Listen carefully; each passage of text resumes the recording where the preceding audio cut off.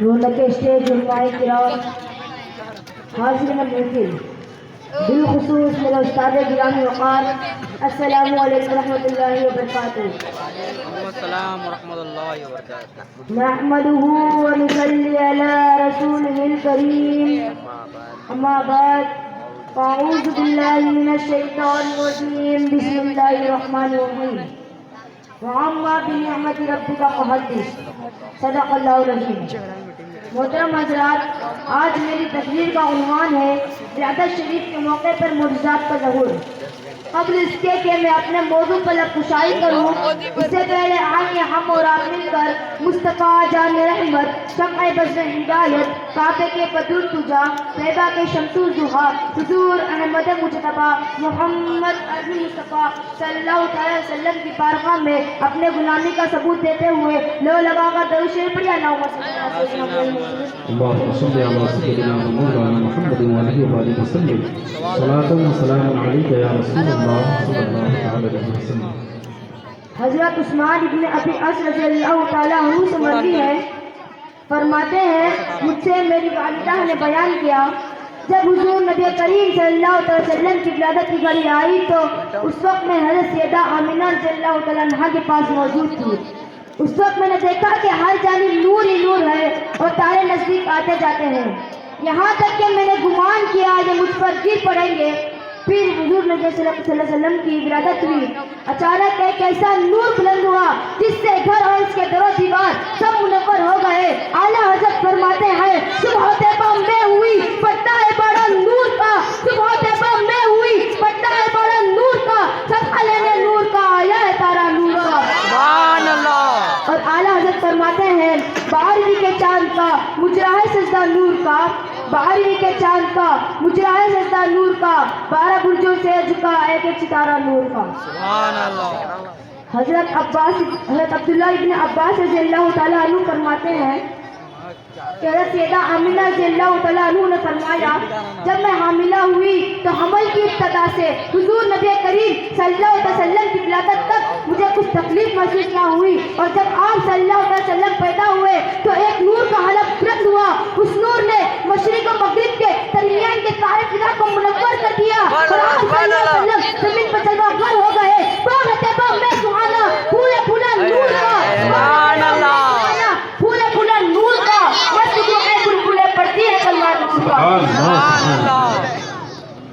حضرت آمینہ رضی اللہ تعالیٰ عنہ فرماتی ہے جب حضور نبی کریم صلی اللہ علیہ وسلم کی ولادت ہوئی اس وقت میں گھر میں تنہا تھی، اور جناب عبد المطلب رضی اللہ تعالیٰ عنہ طواف کعبہ میں مشغول تھے، اور جناب عبداللہ رضی اللہ تعالیٰ عنہ ولادت مصطفیٰ کے 4 ماہ پہلے مدینہ منورہ میں وصال فرما گئے۔ پھر میں نے نگاہ بلند کی تو میں نے دیکھا کوئی شے گھر کی سب سے گھر میں داخل ہو رہی ہے، ایسا معلوم ہوتا تھا کوئی سفید رنگ کی چیز ہے جو مجھے پینے کے لیے دی جا رہی ہے۔ میں نے اس کو دودھ سمجھ کر نوش فرمایا، ابھی میں نے چند گھونٹ پیے تھے کہ اتنے میں نے کچھ دراز قد اور حسینہ جمیل عورتوں کو دیکھا جو عبد مناف کی بیٹیوں سے ملتی جلتی تھی، اور میرے گرد جمع ہو گئی اور میرا حال دریافت کرنے لگی۔ پھر میں نے ایک ریشمی کپڑا زمین سے آسمان تک آویزہ دیکھا، میں نے نگاہ سنی کہ اس کو پکڑو، پھر میرے نگاہوں سے حجاب ہٹ گئے، میں نے مشرق و مغرب کو دیکھا اور میں نے وہاں 3 جھنڈے دیکھے، ایک جھنڈا مشرق میں، ایک مغرب میں، ایک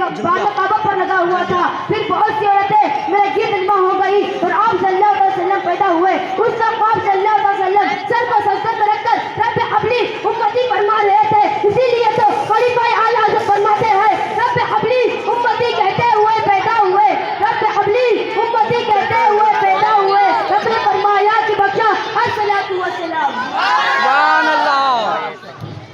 اور اعلیٰ حضرت فرماتے ہیں جو نہ بھولا ہم غریبوں کو رضا، کہ جو نہ بھولا ہم غریبوں کو رضا، یاد اس کی اپنی عادت کیجیے۔ حضرت صفیہ بنت عبد المطلب فرماتی ہیں جب حضور نبی کریم صلی اللہ علیہ وسلم کی ولادت ہوئی اس وقت میں سیدہ آمینہ رضی اللہ تعالیٰ عنہا کے پاس موجود تھی۔ اس وقت میں نے دیکھا کہ آپ صلی اللہ علیہ وسلم کا نور چراغ کی روشنی کو بھی مات دیتا تھا۔ اس رات میں نے 10 علامتوں کو دیکھا۔ جب آپ صلی اللہ علیہ وسلم پیدا ہوئے تو سب سے پہلا سجدہ ریز ہوئے۔ جب آپ صلی اللہ علیہ وسلم نے سجدے سے سر کو اٹھایا تو انتہائی بلی عمل نے ارشاد فرمایا لا الہ الا اللہ انی رسول اللہ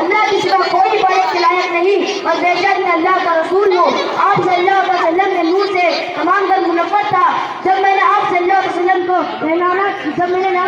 کو نہلانا چاہا تو میں نے جب میں نے ندا غیبی سنی اے صفیہ تو خود کو یوں زیبت نہ دے تو ہم نے اپنے حبیب کو طیب و طاہر پیدا کیا ہے. جب میں نے دیکھنا چاہا لڑکی یا لڑکا تو میں نے دیکھا آپ صلی اللہ علیہ وسلم ناک پوشیدہ تھے اور آپ صلی اللہ علیہ وسلم کے ختنے ہو چکے تھے. جب میں نے آپ صلی اللہ علیہ وسلم کو کپڑے میں لپیٹنا چاہا تو میں نے آپ صلی اللہ علیہ وسلم کی پشت پر میں نے نبوت دیکھی اور آپ صلی اللہ علیہ وسلم کے کاندھوں پر کلمہ شہادت لکھا ہوا دیکھا. یہ تمام معجزات کا ظہور اس وقت ہو رہا ہے جب میرے مصطفیٰ ابھی پیدا ہو رہے ہیں.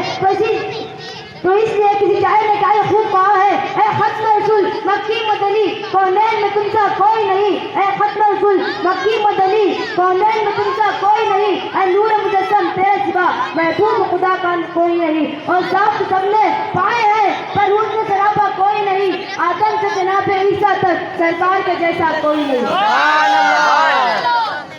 یہی نہیں بلکہ حضور صلی اللہ علیہ وسلم کی ولادت کے موقع پر بہت ساری معجزات کا ظہور ہوا. حضور نبی کریم صلی اللہ علیہ وسلم کی ولادت کی شب کسرا بادشاہ کا محل زلزلے کی جگہ آ گیا اور اس کے 14 گنگرے زمین بوس ہو گئے. فارس کا مشہور آتش گدا جو 1000 سال سے روشن تھا اور 1000 سال سے کبھی بجھانا تھا اس کی آگ بجھ گئی. دریائے صحابہ خشک ہو گیا. بادشاہ اپنے محل کے 14 گنگرے گرنے پر خوف زدہ تھا. صبح ہوئی جب وہ تک نشین ہوا تو اپنے وزیروں سے اس کا ذکر کیا. اب یہ بات چل نکل کے اتنے میں اطلاع ملی فارس کا مشہور آتش گدا بجھ گیا ہے. تو بادشاہ نے دریافت کیا ایسا کیا ہو سکتا ہے جو تمام وہاں سے رہنما ہوئے. تو پرانی کتابوں کا علم رکھنے والا ایک شخص نے بتایا کہ ایوان کسرا کے 14 گنگروں کا گرنا دریائے صحابہ کا خشک ہونا فارس کا مشہور آتش گدا کا بجھنا یہ سب اللہ کے آخری نبی حضرت محمد مصطفیٰ صلی اللہ علیہ وسلم کی آمد کی علامت ہے. یہ سب باتیں اس بات کو ظاہر کرتے ہیں کہ ان قریب ان کا قبضہ ایران پر ہوگا.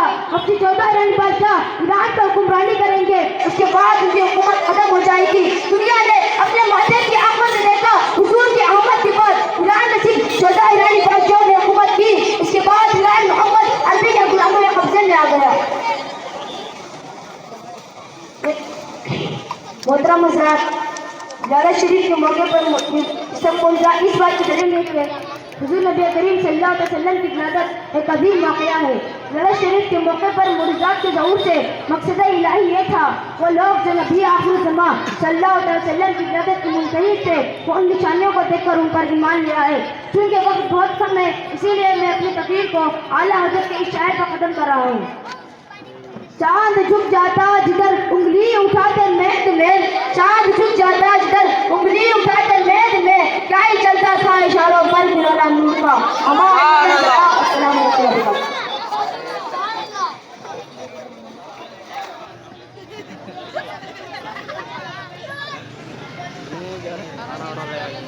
کر رہے